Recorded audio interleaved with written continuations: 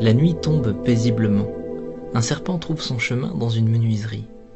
Alors que les ondulations de son corps parcourent le sol, il se coupe contre la lame tranchante d'une scie. Le serpent se dresse et frappe violemment la lame dentelée.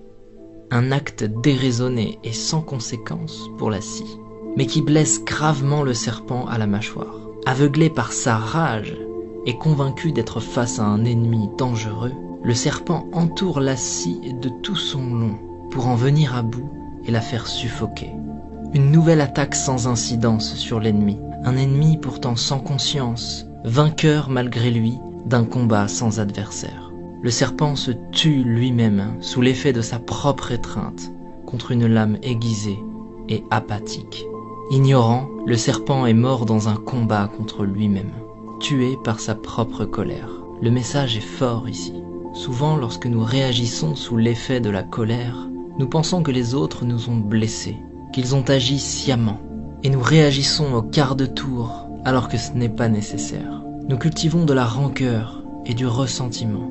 Parfois même nous espérons la souffrance d'une autre personne. Mais en faisant cela, nous ne faisons que nous couper avec la lame de notre propre rage. Et cette énergie malsaine que nous déversons autour de nous n'atteint personne d'autre que nous-mêmes.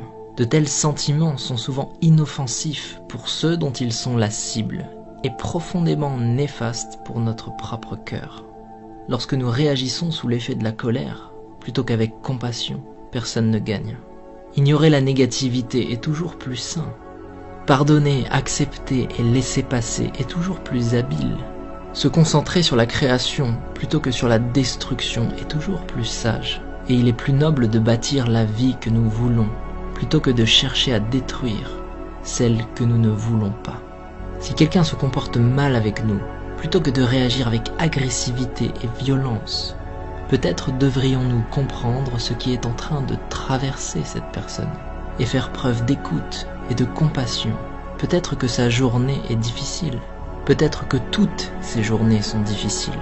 Lorsque nous regardons les choses avec une nouvelle perception, il est plus facile d'avancer, de laisser toutes les énergies négatives derrière nous, d'abandonner ce qui n'est pas constructif pour notre futur et de simplement laisser passer.